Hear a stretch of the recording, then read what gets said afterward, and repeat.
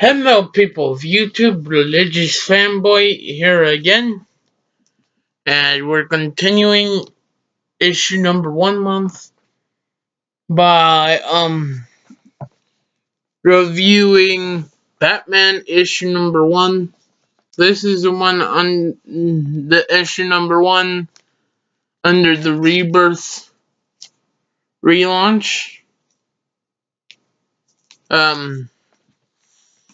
This issue is really interesting. Something before I go into the message of it that I just think I should really talk about is the color of just like the overall coloring of this. Like whoever did the coloring in this book, I'll put his name in the description, but I'm like, he did good.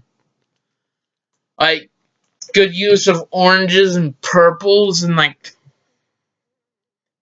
tone color for the sky and the buildings, and like just the way like the colors of the characters contrast.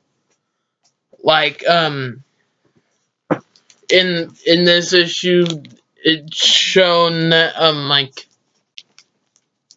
the interior color of Batman's cape is purple, and like the color of his utility belt, and the if you can't tell on the cover, there's like this golden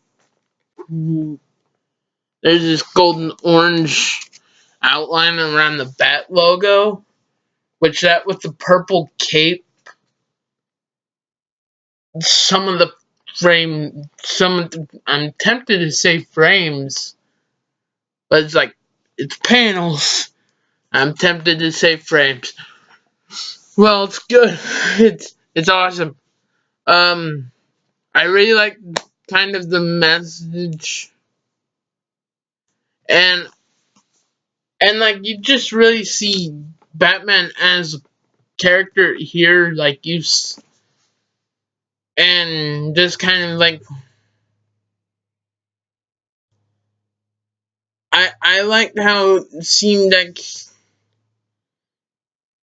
when the plane was going down, he wasn't worried about himself.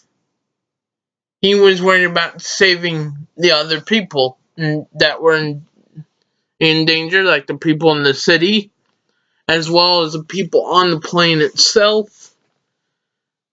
And like he was doing all this, like I thought it was touching the preparation, and like how he was like, there's some videos, there's a cryptid file for Duke for like his continued training, and like tell him to like go if he wants to continue his training to get contact with Dick Grayson, Nightwing. If you didn't know, that's Nightwing.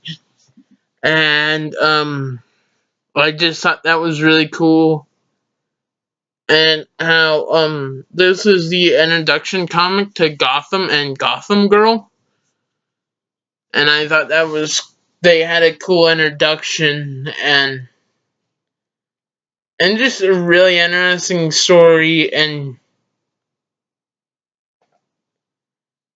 I thought it was cool about like just how like the conversation on the plane, I kind of overlooked it, like what the guy was saying on the plane first time I read it, but like today when I read it in preparation for this video, oh I recorded this ahead of time, but I picked up on it, and it like even helps it more, like kind of like taking from Dark Knight and being like, who's the hero we deserve type thing. Like they're talking about like, oh, if it was Green Lantern or Superman, they would have caught us and stuff. But, like, because we live in Gotham, like, what are we, Jokers, Riddlers, or Penguins? Because they're, like, feeling bad about them, feeling sorry for themselves, because they're like, oh, we're dead. Like, no one's gonna catch us, but we're... But I liked how Batman kind of had faith in, like, even if he would probably... It said, like, if it wasn't with if Gotham and Gotham Girl weren't there and, like, no one with superpowers was there, if it was just Batman doing what he had to do, he would have died. And I like how just the contrast between the people in the plane that were going to be protected even if Batman died were like, oh, game over, we're dead. But Batman was like, even if I'm gone, there still will be people to protect the people of Gotham. And I like kind of like the faith he had in that. And like you see that in like when he says like that Dick Grayson would be the best, a better teacher than I ever was. When Batman said that, I just thought that was really cool. When like returning to the people on the plane and like even Commissioner Gordon, they were kind of scared. And like the people on the plane were just thinking about themselves. But like Batman was like, this is what I need to do. And I'm not the only one, but I'm the one that's here type thing. And I just think that's cool. How, like, when you hear heroes catching planes and saving planes that if not for them, they would have crashed and everyone in the plane would have died. You don't think Batman, you think Superman or Green Lantern, who have like these they're very powerful people, and I think it's cool how kind of talks about how like God can use people that you wouldn't think would be the ones he would use, but they're able to do great things.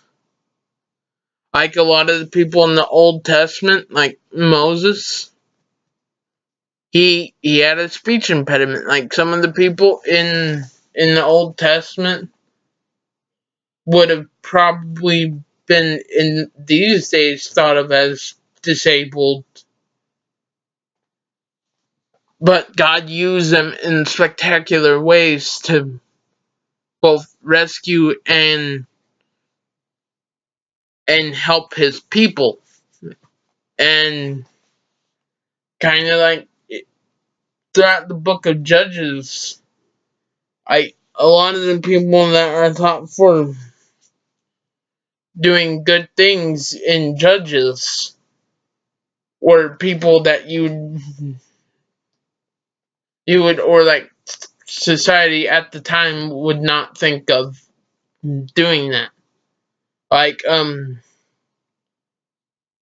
like with like with Deborah and Gideon. Like Gideon was like doing his work in hiding because he didn't he was afraid, and like he was like, oh, you're gonna overthrow these people that are ruling like these 8,000 people with only like few hundred people and without any weapons except like torches and horns. it's okay because I'm with you type. And I just think that's awesome. And kind of like, I just thought the story was interesting, and like kind of looking at it from that Christian's perspective, I think it provides a cool lesson.